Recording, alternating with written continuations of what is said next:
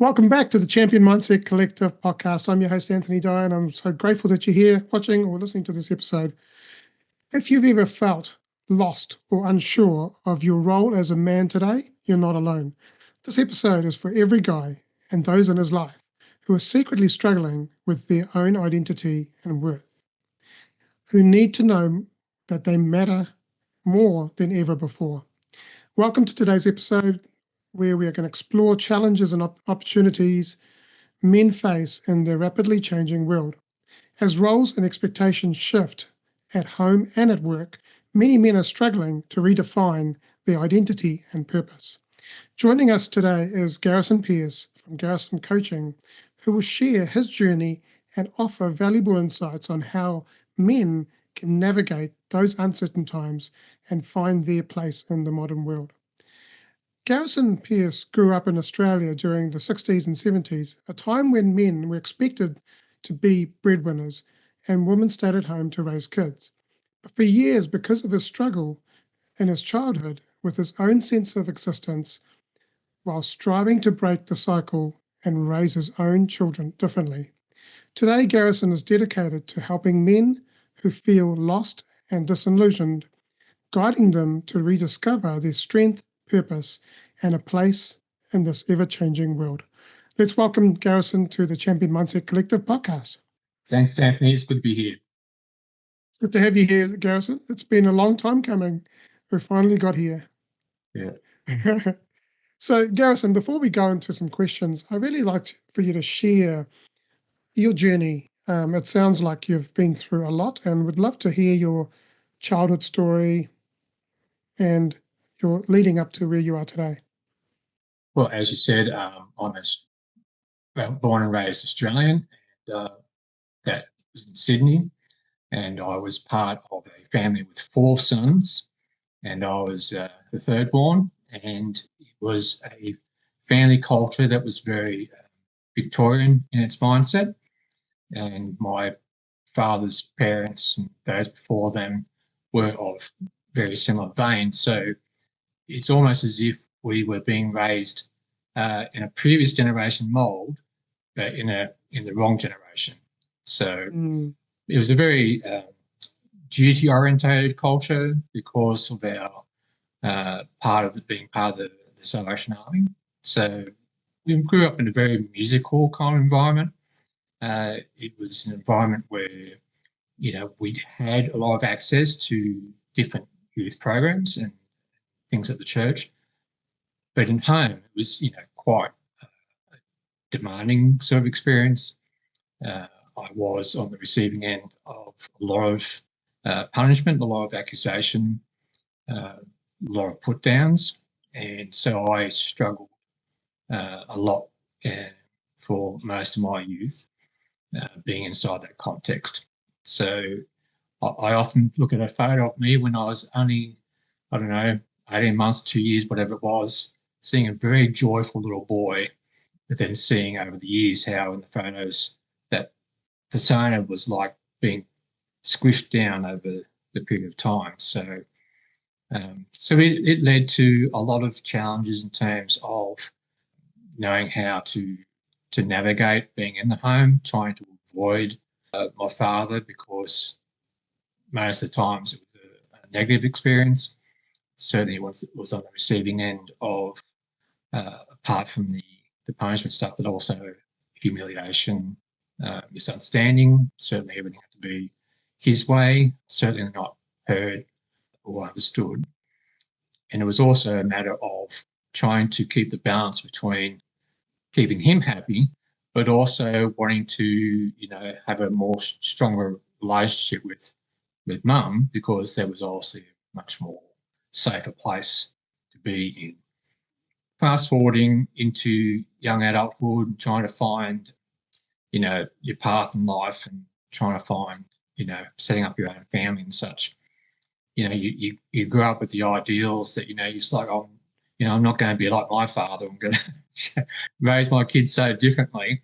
And when I did get kids, it was very strong challenge, because unfortunately you quickly start seeing the legacies of your own being parented now appearing in raising your own children.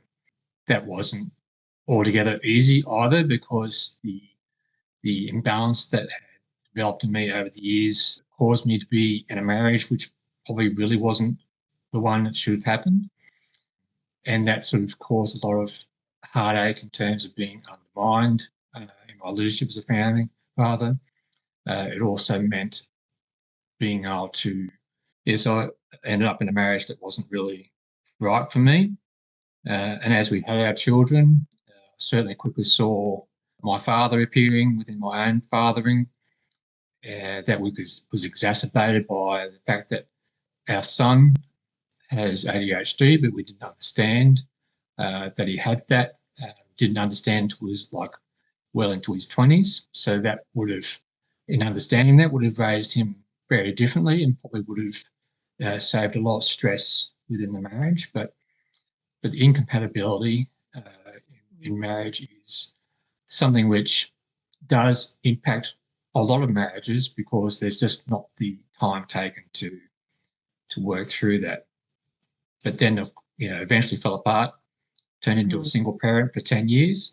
So there's been a lot of journeying through all those times. And even though I've had plenty of support in my own life in terms of self-awareness and stuff, it always just feels like you're just chipping the tip of the iceberg. It's a lot to understand. It's so deep within us that we have to keep chipping away at it, and which is why we never ever completely heal from that. And it's just it's like climbing the mountain. You get to the top of the mountain, there's another mountain to climb, and Yes, you're back at level one again. So yeah, thank you for sharing that. I mean, I can appreciate how difficult it would have been back then, but also even now, I'm sure that there are things popping up for you that you are working through. It's a journey. It's not a destination. We've got to keep working on ourselves to be our better versions, and really making that child self feel wanted and loved and cared for. Right? it's all true. And I think that the thing that everyone needs to understand is that all the things that happen in our life do become part of our tapestry. It is a matter of what creates the light and shade in our lives. So it's not that it shouldn't have happened per se, because what has happened. But it's then how we choose to respond to it, whether we try to ignore it, whether we behave in such a way that exacerbates it, or whether we do try to find the healing.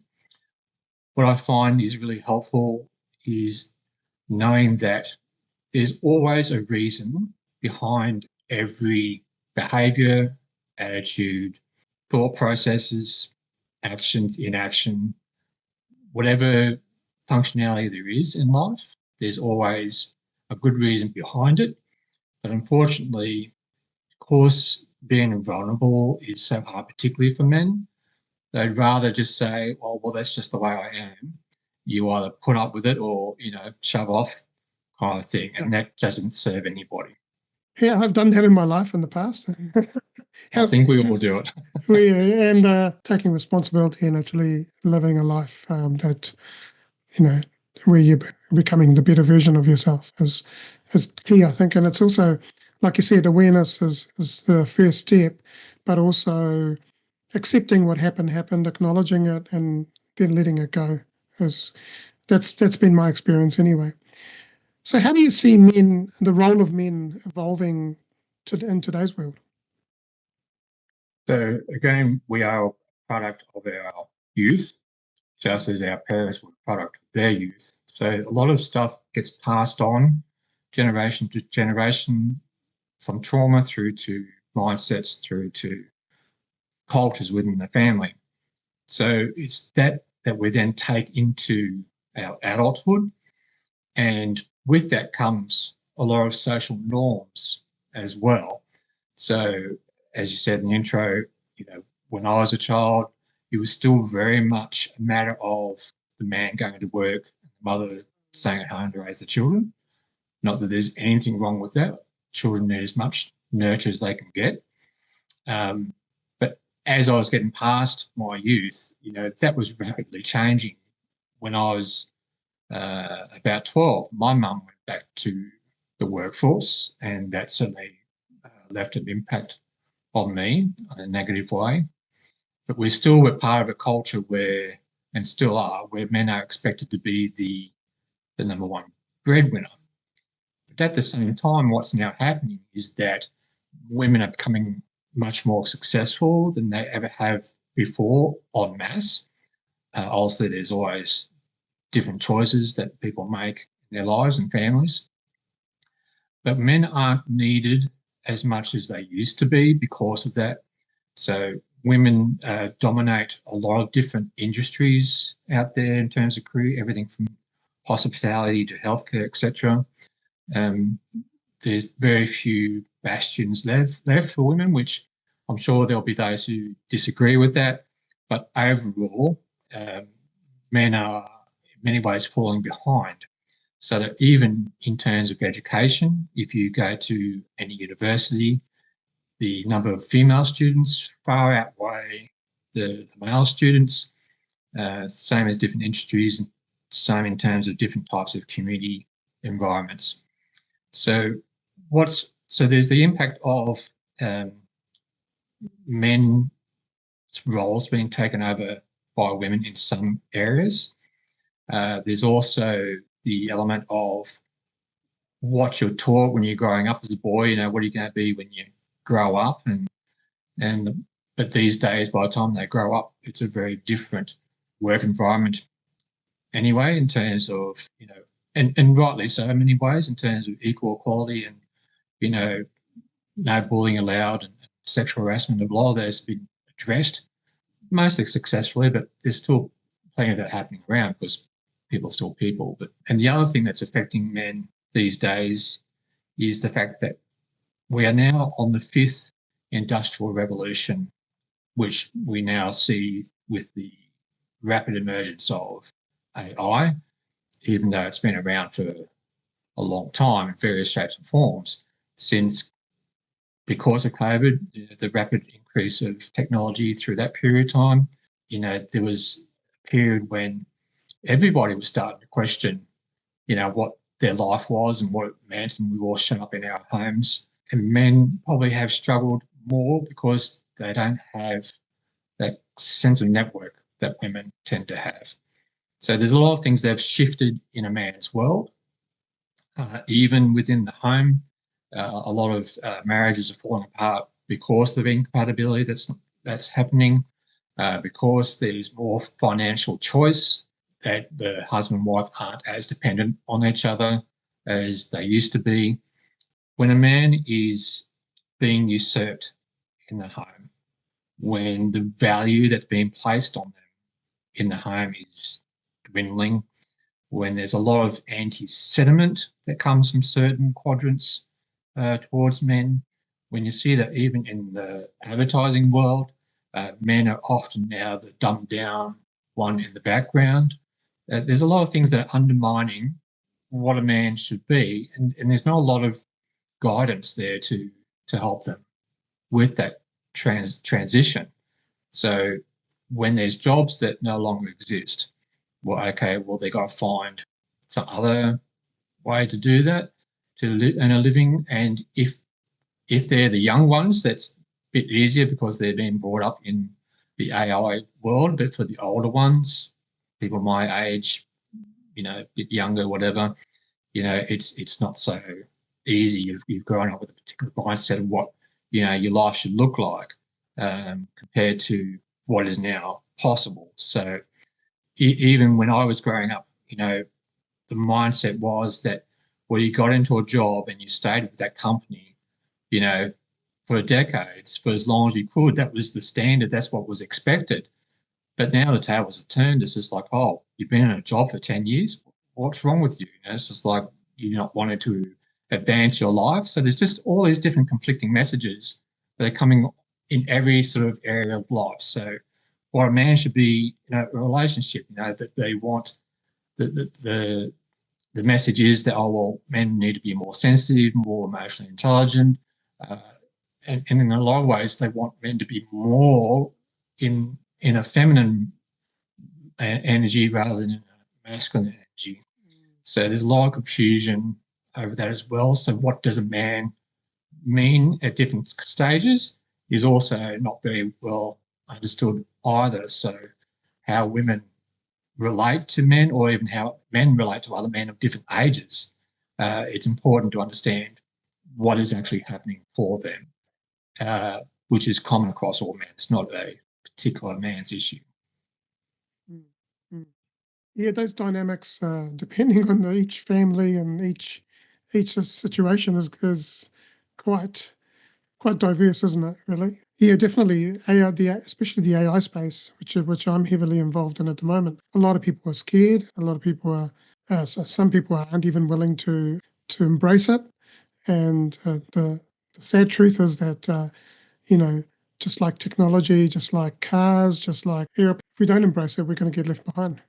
And because the whole working space is changing. I mean, already companies are letting people go. So I can imagine what it's like for a man to lose his job, having been in that situation myself 4 times.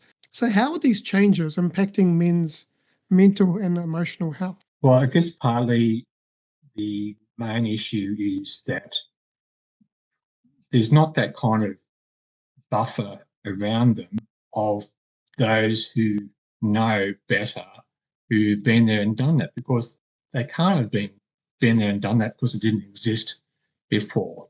So there's a lot of pressure on men to be the provider, but also be very adaptable for whatever hoops somebody wants them to jump through, whether that's bosses, colleagues, authorities in the society, partners, whatever. So there's a lot more expected of them in ways that they can't necessarily step up to, because they're not meant to step up in all these different areas that, no one can actually accomplish all these different things.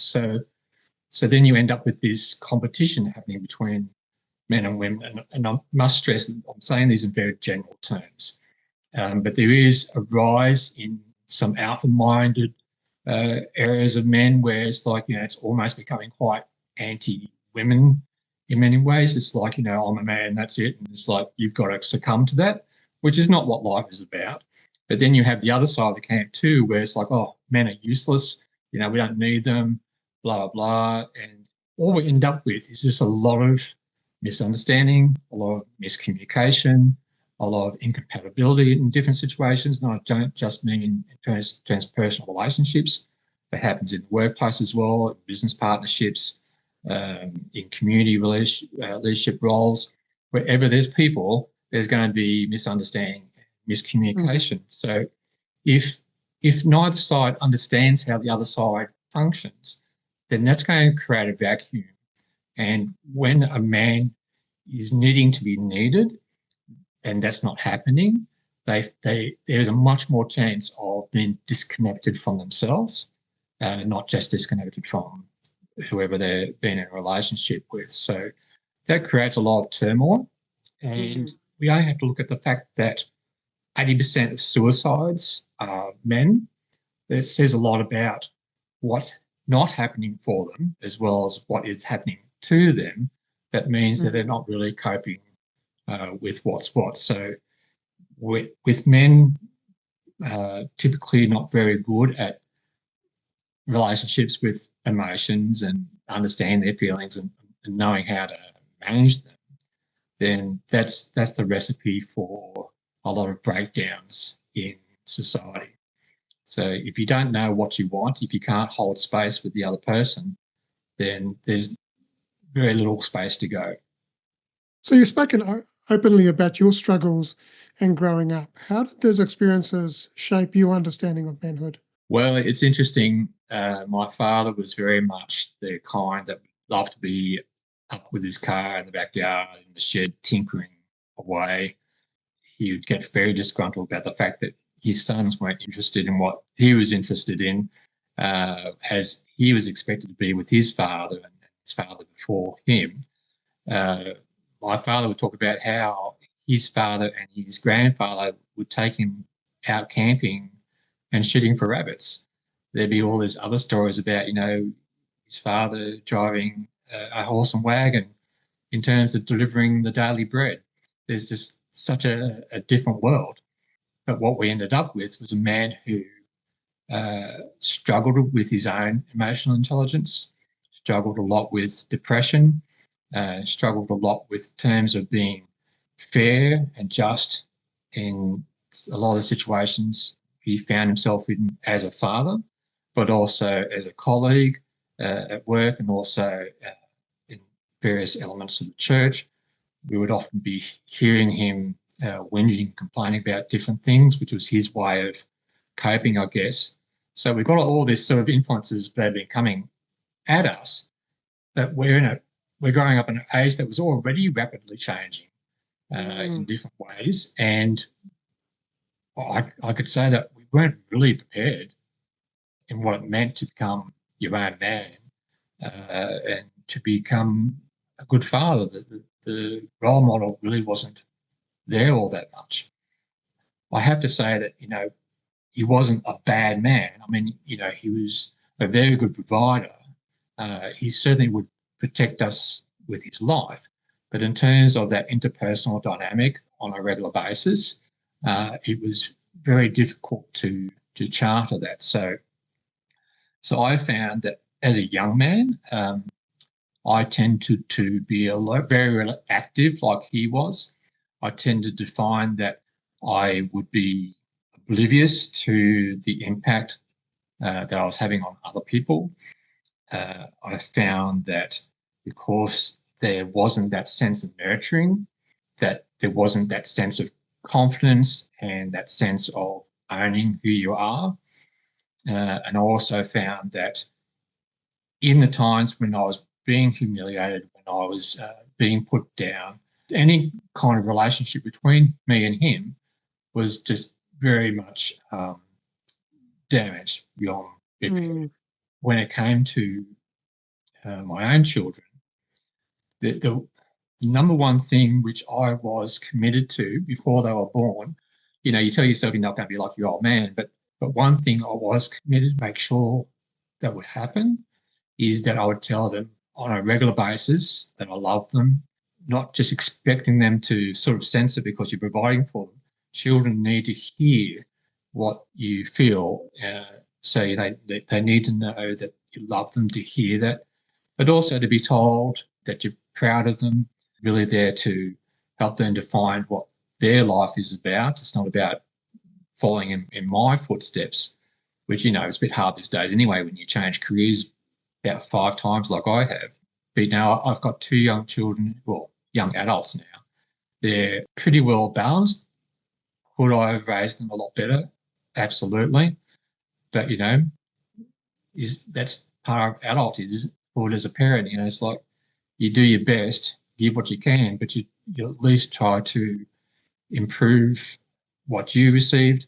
And I think it's the responsibility of every generation to try and break the chains of the generation before, which you can only really do if you've been doing the work on yourself in terms of overcoming the challenges that you've inherited or that have developed because of whatever the environment was growing up as a child. So all those things are impacting on a man's ability to know how to navigate with their own emotions, to know how to navigate relationships when they haven't had really good examples. The breakdown of relationships with parents. They talk about parents that are absent, usually physically or emotionally, and that's in ever increasing measure now. So the day when a community raised a child is long gone. So there's a lot of pressure that's coming in on family members as well. From my own experience, when my ex-wife's expectations on me were that of what you'd be expecting on a broader group of people, it really is very crushing. And you just become so overwhelmed, and when things could get bad, you think that you're failing as a man and as a person. those generations, they weren't even aware of half the stuff that was going on, and we have so much more awareness these days than I think our parents and their parents had back then. But again, like you said, that filtering down, and then a generation actually making a conscious decision of being the change for the future. Mm. It takes a lot, and I think I can talk from my perspective as my parents maybe tried a little bit of doing that. I know my dad did, not my mum, but I know my dad did, and but yeah, it's been for me. My experience was that going to the boarding school, being abandoned, rejected, like you said before, when my daughter was born, I made a conscious decision to never put her through anything that I went through. And yeah, like you said, we always say love you every time we see each other, Mm. whether it's on the phone, whether it's in person. And it's like you said, it's important. It's so important. And you've obviously learned a lot of lessons, some negative, some and a lot are positive as well. How have those lessons influenced? You talked about how it's influenced your parenting. How about the way you coach other men today? How's it influenced that? Well, I guess the biggest gift that you can give anybody in any sort of situation is allowing them to be heard, to be seen for where they're at. And unfortunately, most people don't receive that kind of gift. With men, it can be a bit more challenging in the sense of, they need to go somewhere which is totally unfamiliar, particularly in dealing with their emotions. And it's like what I said earlier, the good and the bad is what makes up our tapestries of life. But sometimes, we can get caught up in the finer detail and not lose sight of the bigger picture. So often it's a matter of helping a man to be able to pull back from what they're so absorbed in. So the classic old example that I still love going back to is if you have a whiteboard with a black dot on it and you ask somebody what they see, generally they'll say, "Oh, I see a black dot," when in actual fact what they're seeing is a big white board that just happens to have a little black Black dot dot. on it. So, if they saw a car with a bit of mud on the side of it because it went through a splash, and you asked them, "What do you see?" They wouldn't say that they saw some mud splash. They would say they'd see a car. So it's helping them to translate what is as a whole, and then looking at in proportion what has been going on for them. But that's just the way we tend to function. We otherwise know it as either putting our head in the sand or, doing a lot of navel gazing. It's just none of it's healthy or suitable in terms of navigating life. So sometimes you do have to go to that point where the real pain is for somebody, normalizing that and helping to see that there is a way of engaging it, because once they do, they can also then go back to what I was saying earlier, that there is a reason for everything. And someone says, "I don't understand why I keep being triggered by this kind of thing, or by that particular person, or you know why I will feel overwhelmed when a certain experience is happening. It just keeps on repeating. I don't know why I can't stick to a relationship." All these different things are all sourced back into our childhood, which, some people will say, "Oh, that's just a cop out. It's like you are what you are now," but we are a product of all that's gone before us.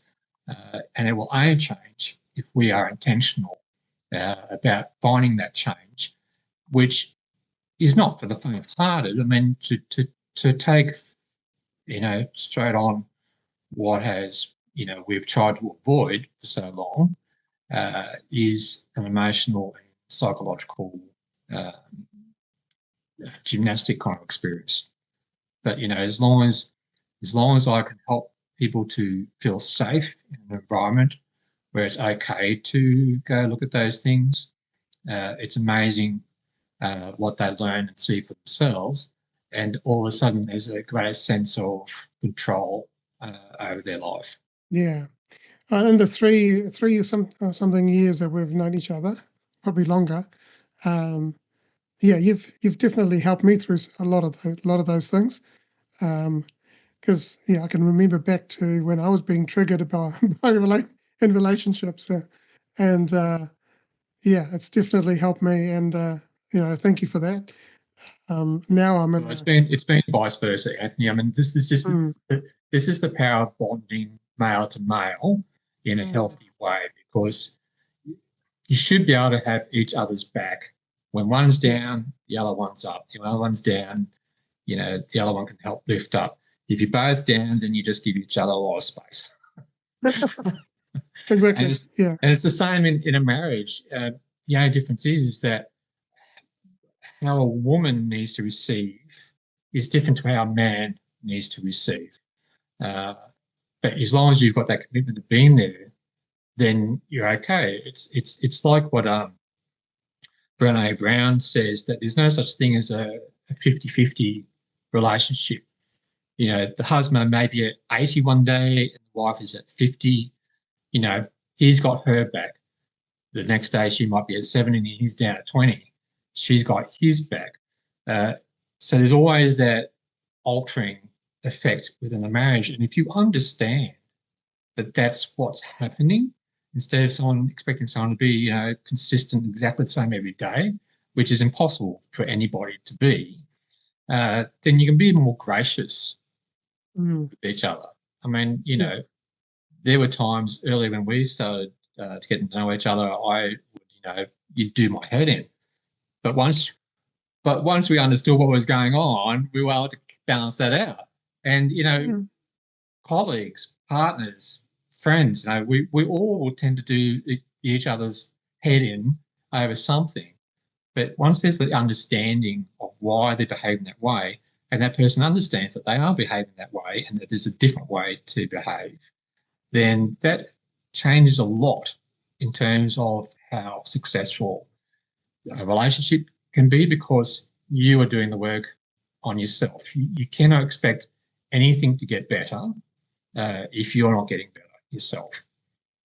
That's a Jim Rohn quote, isn't it? So the truth has always been the same throughout all the centuries. It's just that whether we're being taught it and whether we take the time to learn it. yeah, absolutely, agree with you. How can men start to address their feelings of shame and inadequacy? Well, I think it starts with the simple fact that they don't need to believe that it's just them that's feeling that way. The reality is that everybody feels that way in some way, form, of another. We've all got our wounds, we've all got our negative and positive experiences. If a man can learn to accept the fact that he's not the odd one out, then he doesn't need to feel so bad about himself. It's just being human. Um, but then the other thing is that a man needs to be able to find someone who they can trust, that is not going to laugh at them when they share whatever's happening in their lives. I mean, the tricky thing is, if you feel like you don't belong anywhere, you're not going to be vulnerable to anybody. Um, and that's quite common across the board as well. So nobody gets through their childhood with their self-esteem intact. It's been damaged in one way or the other, but it's also part of what um, forms us. But the thing is that for a man to um, see something different for themselves, they have to be as determined about it as more than anything else. The the secret to manhood, whatever that manhood needs to be for you, has to be in finding the role models that will help you to grow, not just into that understanding, but beyond that, in terms of understanding, you know, what you're here for. No one's a mistake. No one is, an afterthought. Doesn't matter what the circumstances were surrounding their birth.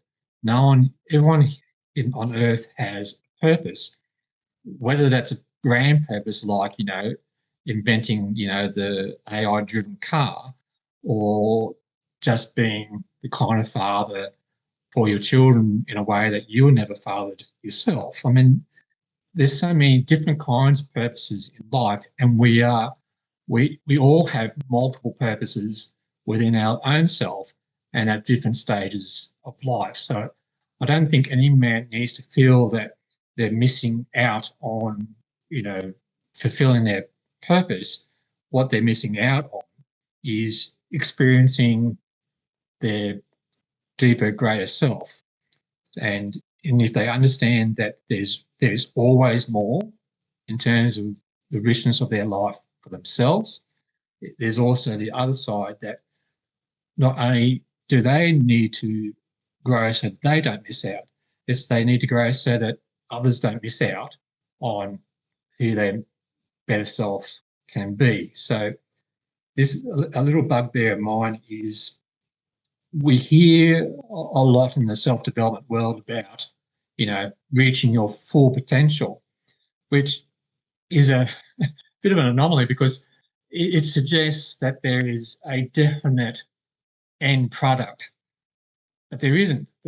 Our potential is ever evolving.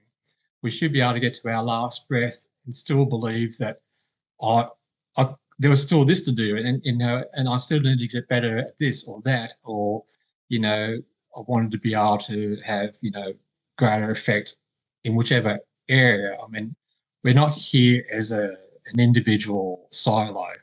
So if men can understand that there's always something bigger beyond where they currently are, and that those bigger things are meant for better fulfillment in their life, which then also has the flow on effect to more enriched lives of those who are around you.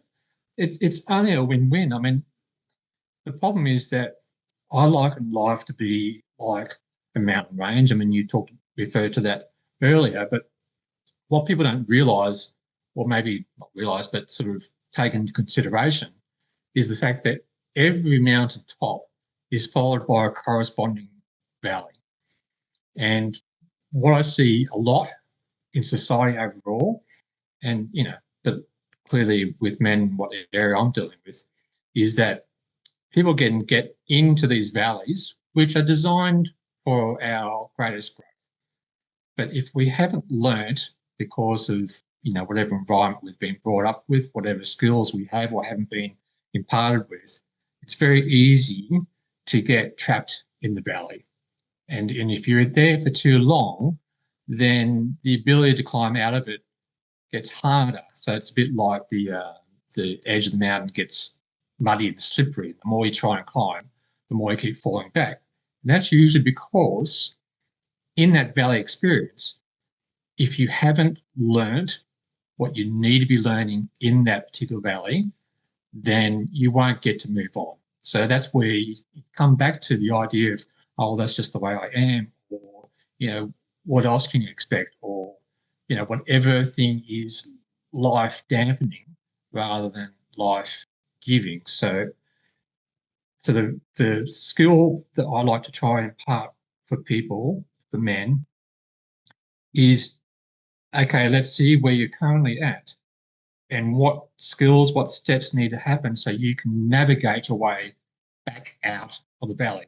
Learn your lesson, learn it well, but know there's another mountain to climb.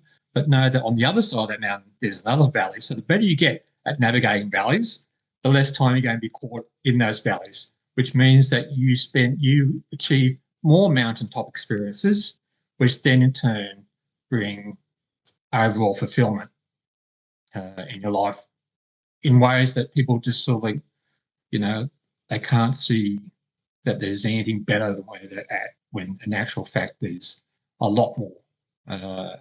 in store if you are intentional about finding it.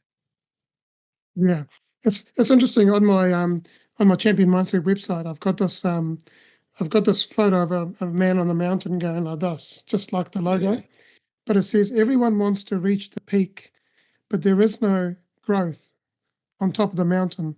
It's in the valley that we slog through the lush grass, the rich soil, leaning and becoming what enables us to summit life's next peak. And that was by Andy Andrews.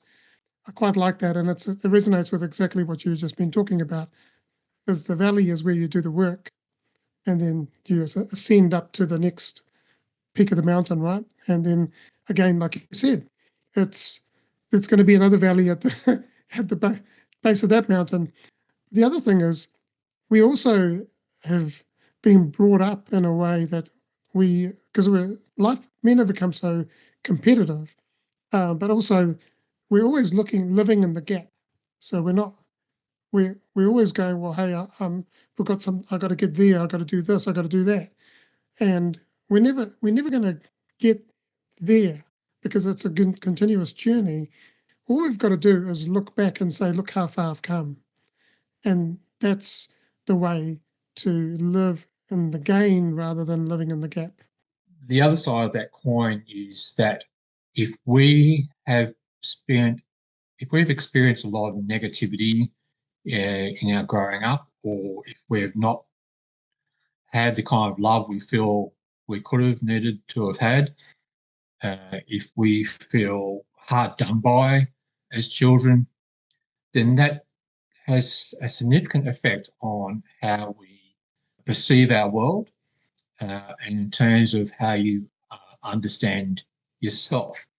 So if you grow up in a way that says to you, you're not worthwhile, if that you're, a mistake, or if you're someone who you need to put on front all the time, so people don't see what you believe is rotten on the inside, then navigating our valleys becomes even more complex because unfortunately, when you sort of are operating that kind of mindset, you learn to settle for less, for a lot less. So you end up jumping through all these hoops trying to impress people who don't really need to be impressed. Your value, your validation doesn't rely on those. But we're taught subconsciously that, be happy with what you've got is what I heard a lot growing up. So it's like, okay, so I'm supposed to be happy with the few crumbs I get from people who don't matter in terms of my value, my worth in this life. So time in the valley is very critical in terms of learning who you are, where you're at, why you function the way you do. So that then equips you for the next phase. Because self-awareness, not just a self-awareness, but the able to do something about what you're becoming aware of, is the only way that you will live your life, not trying to live someone else's decree or what fantasies society is trying to sell you. It's only your own true self and what your purpose is in life that will enable you to be more of your real self, to be a real man in terms of what that is for you. Stereotypes have been suffocating men for a very long time. Agree with you there, Garrison. What practical steps can men take to redefine their identity and purpose in a changing world? Especially with AI as well coming. Well, it's not coming, it's already here, but like in this changing world where it's rapidly changing, it's not like I think with technology it was changing over time, but AI is moving so fast. It's so fast, like within days and weeks, things are changing. How can men redefine their identity and purpose? Well, I actually think that regardless of what is happening in the current age, the challenge is always the same. We are a product, as I've said before, of our youth. We are defined by what family culture we grow up in, education, religious, broader family clans, whatever. There's always these different expectations that we're raised with. Some of them are good, some of them not so good. But in the midst of all that, it's still a matter of coming to understand who you are without all that, but knowing that a lot of that is still fundamental to understanding who you are. So some of the fundamental steps that I do with guys is, one of the key things I do is conduct a behavioural assessment for them, because it's a bit more of an analytical process. It's not so straight onto the emotions kind of thing. So that helps men to get a better understanding of how they're wired. Because there's some elements in our fundamental wiring that never ever changes. So I did a behavioural assessment many years ago. I did the same model assessment 32 years later, and I was still the same wiring. Nothing had changed in terms of the fundamental wiring. A lot of other things around it changed, but I still operate on the same system. So when men get to understand that there is reason behind their strengths and why there are certain weaknesses, that it's actually a normal practical application of every individual's blueprint. So when you can accept that, oh, well, this is actually the way I've been created, in spite of whatever circumstances we've grown up in, if you're born a dominant person, you will always be a dominant person. If you're someone who loves socializing with people, that's always been there. If you're someone who loves detail and getting everything right so that everything else functions well, that's always been there and always will be there. But for any of these people, it's like, well, okay, well, this is what I operate easily as. But okay, well, there's other areas which take a lot more effort for me to draw on, but it's still there. It's still something that I can develop. So once they understand this wiring better, it helps with their own self-acceptance. So one of the things I then also get guys to do, which is, has tended to be seen as more of a bit of a female thing to do, but if men can start writing down all that they're feeling, or that they're experiencing, all the rubbish that goes through their head at times, just do like a brain dump on a regular basis, it helps to free up the mind, helps to free up the heart, so that, it's a bit like, if you stuff too much into the washing machine, it's not going to wash the clothes very well because there's no room for movement. So if you want to be able to process things better, then you will create that room for movement. Something I alluded to earlier is finding someone who you can trust, someone who believes in you and can see your potential better than what you can see yourself. Now, not all of us will have that kind of person in our life.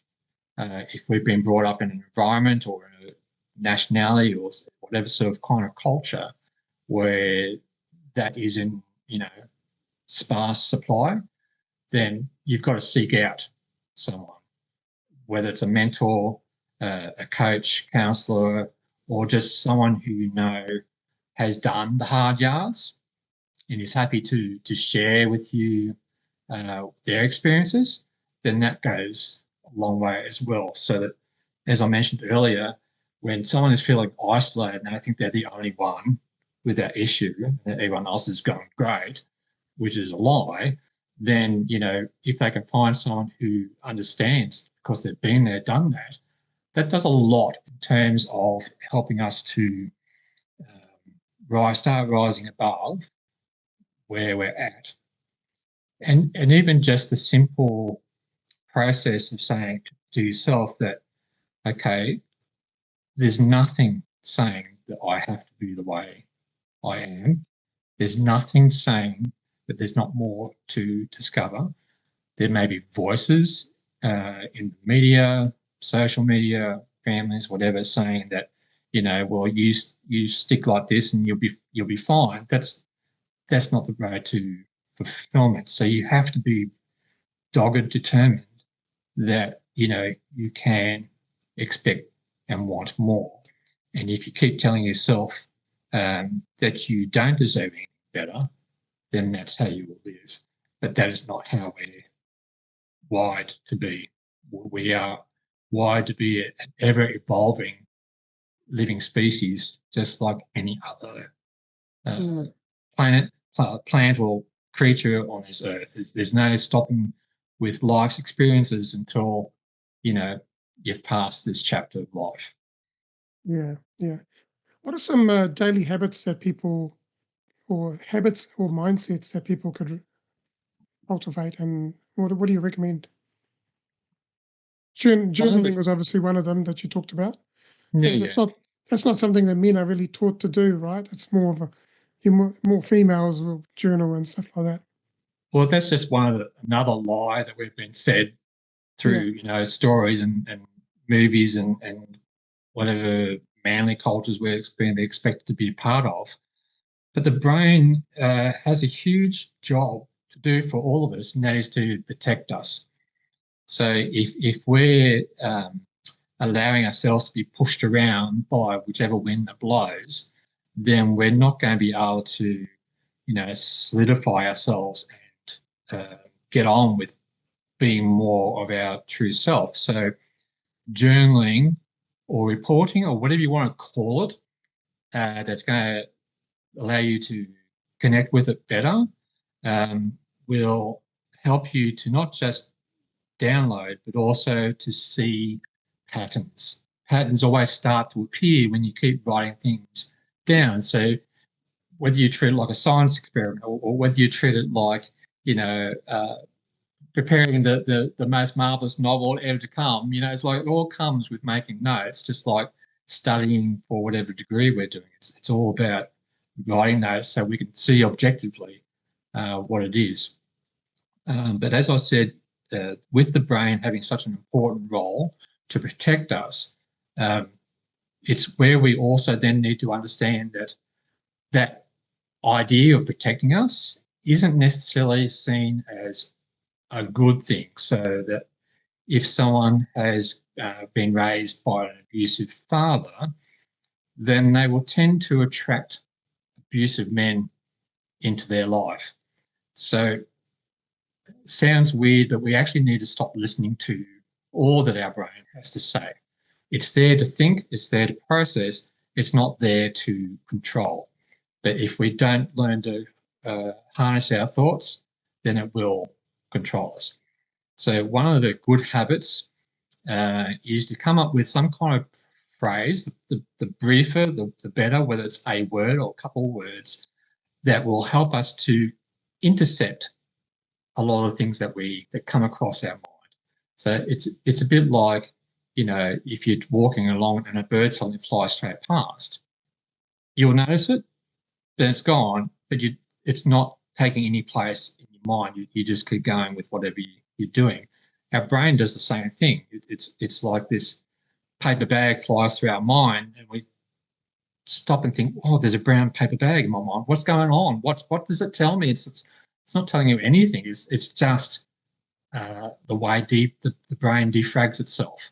So it's just like, well, you might think something about, how terrible you are because of what this other person said to you yesterday. When in actual fact, if we understand that that's often a reflection on them rather than on you, that helps. If you understand that whatever message there is, we have to sift through to see what is actually relevant because the rest is not, then we have that process. But if it's a plain lie or plain distraction, that's when we use our code word or statement to help intercept any ability for it to lodge. So it's a bit like, when the seeds are blown on a dandelion, they'll just land wherever and they will grow wherever they land. Um, So if we have our words, say, for example, it was like Control Alt Delete. If you say that to yourself when these unwanted or irrelevant thoughts turn up in your mind, then that code will intercept, because its purpose is to delete. It is to delete. It doesn't belong here. So it's part of what is how we make sure that our brain isn't overloaded, overwhelmed. And that's where even it comes back to the journaling. It's like you brain dump it. And when you look at it, you think, what the crap is that? Particularly when you come back to it a few days later and think, why has my brain been thinking that? It's not right. It's not wrong. It's just the way brains function, because we are managed 97% by our subconscious. We are taking everything in our environment all the time. We can't think about it all at once. So the brain is doing its bit to try and process this, what we're oblivious to. So that's one big challenge. It's deleting, distorting, and generalizing things, right? Yeah. So, and particularly if you've been, say, for example, you've been raised being told all the time that you're useless, that's what kind of thoughts are going to come by your way. It's understanding, stepping back and say, why should I listen to that? Because actual fact, it doesn't matter if people have told me that. It doesn't matter if I actually have felt that.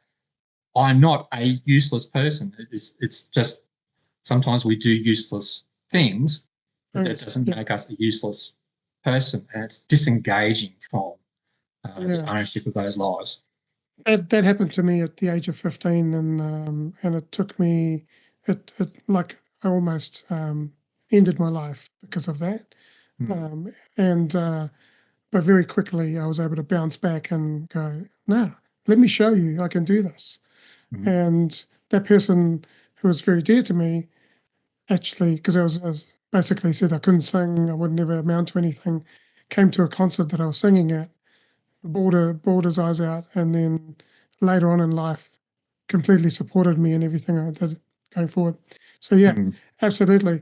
Another way I find personally is movement, walking, moving your body, connecting with nature, walking down the beach and in the bush, just getting out of your four walls and actually being in a bigger space, makes you feel like there's so much more to explore and so much more out there.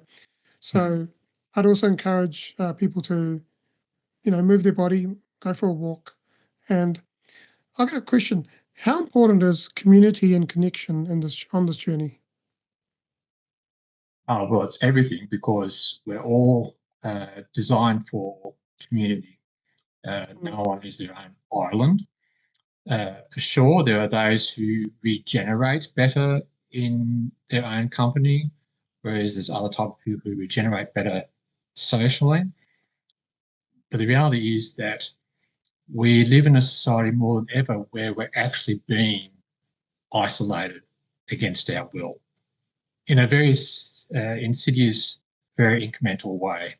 So when Facebook was launched, Mark Zuckerberg said, this is going to be so great because it's actually going to bring everybody together, when the proof actually is now that it's actually disconnecting people from each other. If you, go wherever, workplace, shopping center, whatever, most of the time you'll see plenty of people who are glued to their phone.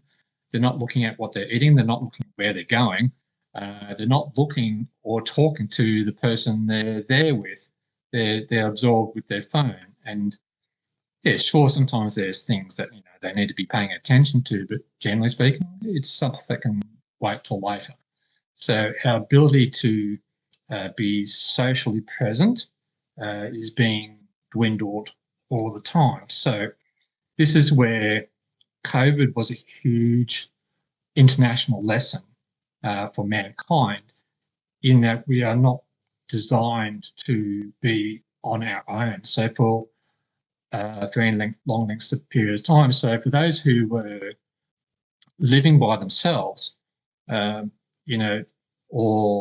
if there was two people living by themselves together, you soon run out of things to talk about, or soon run out of things that you can distract yourself, hobbies or work or whatever. I mean, it's just like we need that social interaction, otherwise we wither. So that's why during COVID, we saw an increase in suicide rates. We saw an increase in domestic violence. We saw an increase in depression, all these unhealthy things, which get counterbalanced by having more people around us in our lives, so that there's not so much pressure coming on ourselves or coming onto each other, because that's not how it is. So the old saying was that the parents have the child, but it's the community, the village that raises the child Yeah. directly and indirectly.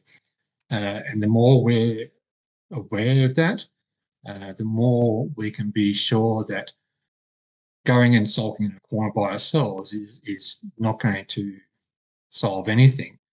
But also understanding that the isolation is what also encourages addictions.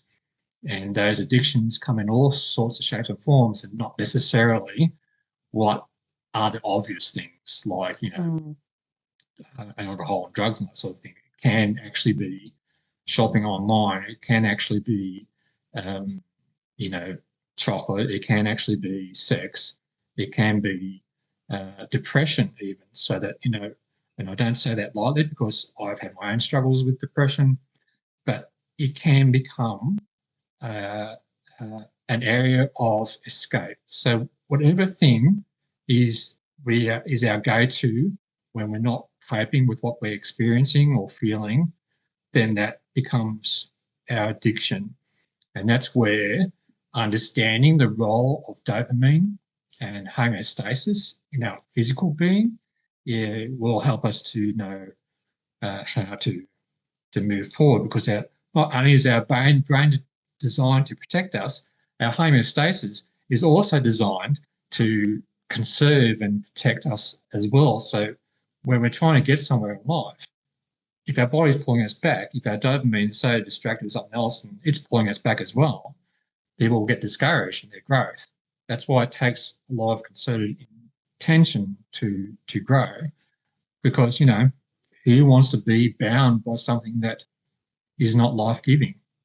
Yeah. No one. But if we don't And understand that, then we yeah, will be. yeah.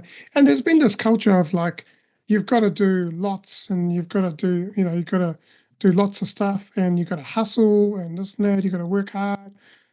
And personally, it's all wrong.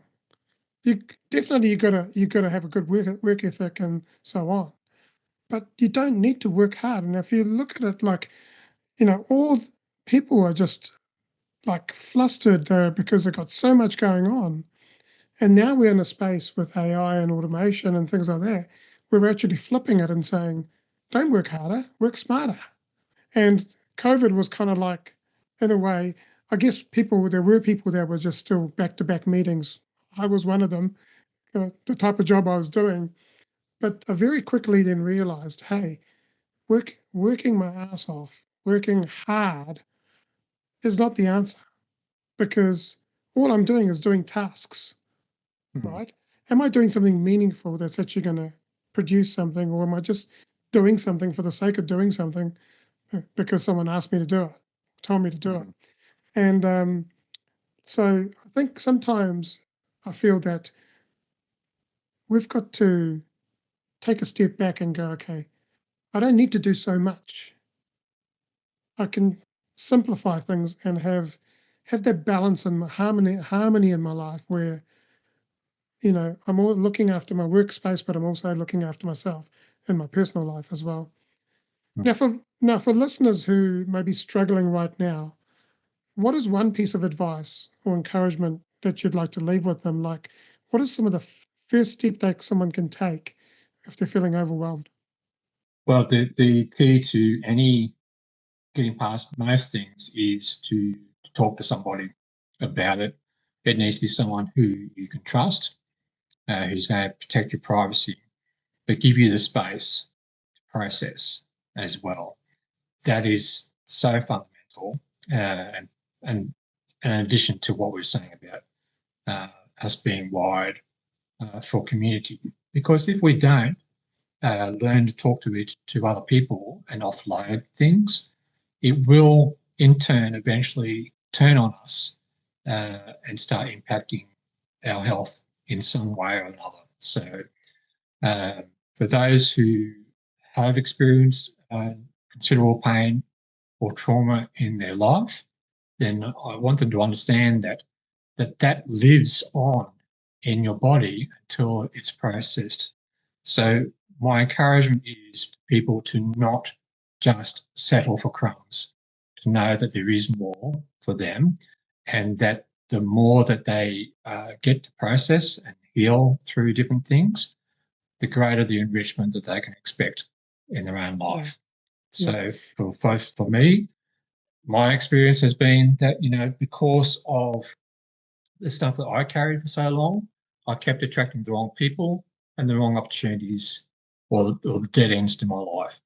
And as I've grown, I've now seen how I'm attracting different kind of people into my life. I'm attracting different opportunities into my life. It's just a very fundamental way of how we are designed in terms of what energy we give off, and in terms of, if we're not ready to receive something, it's not going to come to us. So I encourage people to be as intentional about their life as possible, rather than just being blown about. Yeah, thank you for that, Garrison. Now, how could people, or how can loved ones support men in their lives through these challenges? I think one of the key things to start off with is to drop your expectations. Mm. Let them be themselves, and let them know that regardless of what choices they make, you still love them, you still value them. And by all means, particularly if you're a lady, do not smother them. Mm. Let them breathe, and not, keep trying to say, well, this is the mold you need to be fitting into. You fall in love or you become friends with someone because of the qualities that they have. So our job is to keep encouraging those qualities, not try to bash them out of them, or force it into some other kind of thing. You just got to let men breathe, but also give them the guidelines of, that there is more for them to achieve. It's not always about hard work. It is about living in purpose, putting purpose in action. So if you're wanting to care more for someone, for a man that who is in your life in whatever status that is, please help them to know that you accept them as they are. Because when someone knows that they are loved and accepted as they are, that is what helps them to grow. Judgment, condemnation, expectations is what kills plants. Acceptance, love, and encouragement, that is what enables their man to grow. And if they are needing support, just know that you cannot tell them. If someone says to me, if someone says to a partner, whatever, oh, you should go see Garrison because he's going to help you sort out these problems, that is the number one thing that's going to repel that person from ever coming to see me. So you just got to be there to help them and support them. And if they do start talking about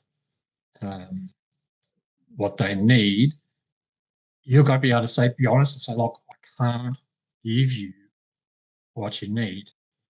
Is there somebody who we can go to that will help us to help you? Mm. Mm.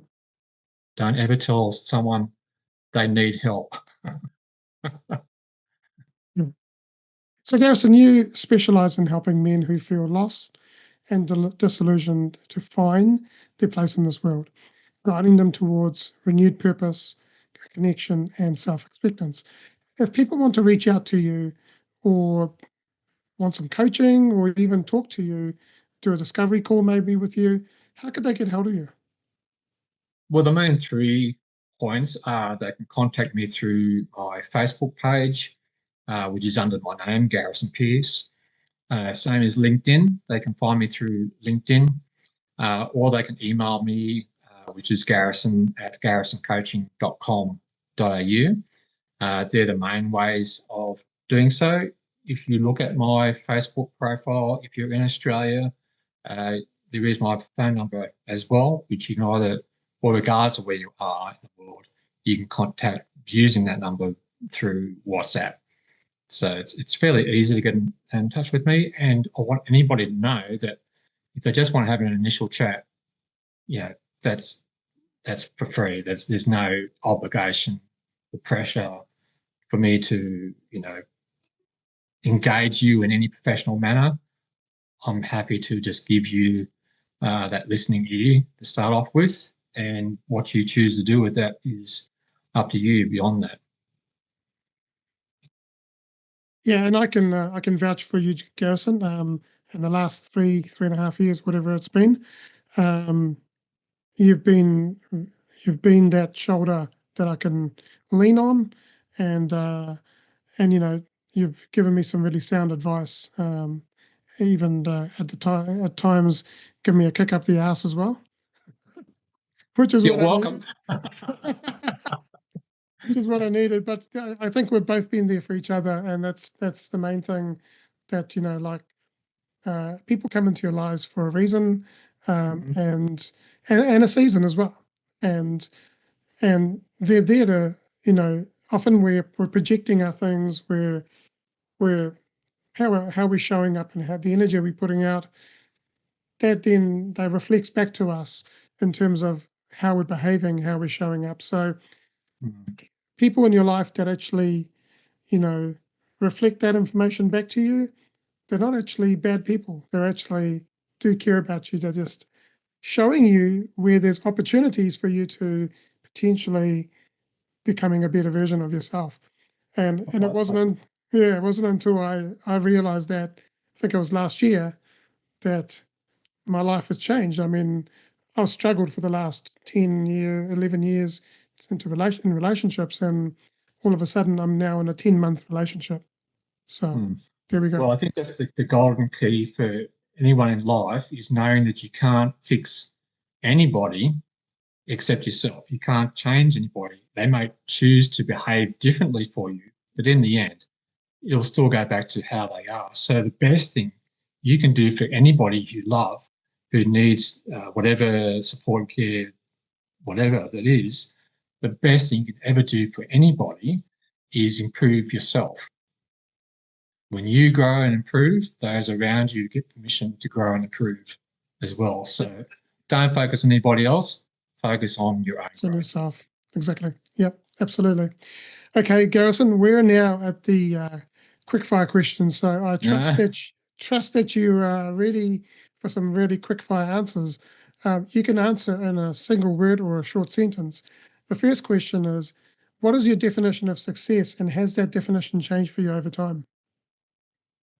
I guess for a long time in my early years, I didn't really understand what success actually was. I mean, there's the typical thing that society says, it's like great job, great income, kids, family, white picket fence kind of thing going on.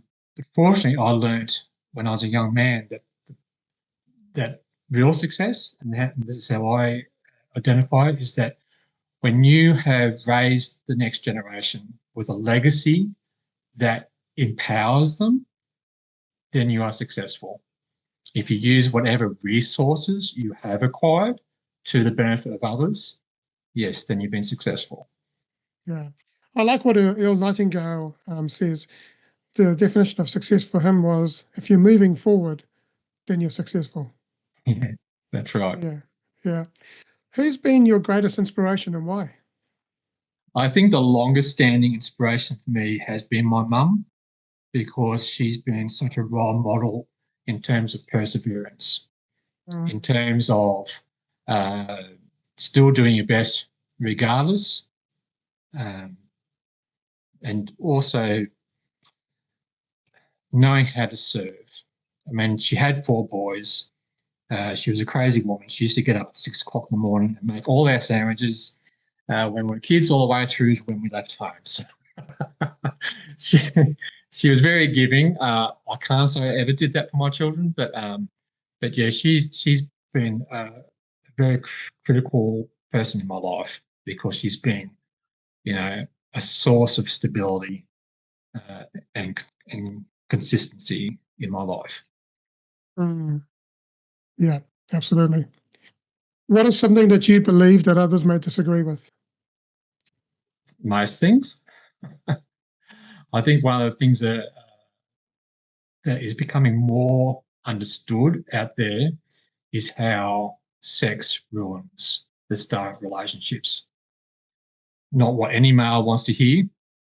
Um, we all learn the hard way in most things, but what people don't understand is how, if sex happens within the uh, first few meetings together or in the first number of months, it actually sabotages our ability to think um, constructively and analyze things better so that we can be more objective about the other person. And this is where a lot of incompatibility happens with couples, not just sex, but just, racing around with all these different expectations and not taking the time to get to know somebody. Because I'm pretty sure that if people took the time to get to know somebody first, they'd probably never have sex with them at all.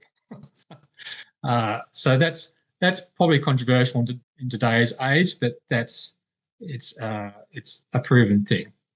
Find the courage to do what you want to do to be who you know you should be. Totally. What is one message that you'd like to share with the world? I think if the world can stop trying to teach us, tell us, sell us what we should be and what we shouldn't be, and allowed each other to find themselves, then I think we would be in a very happier world. Mm. And the last question is, what does it mean to you to be a champion and to have a champion mindset? Well, it means I get to be part of your club, Anthony. No, but what does it mean to you?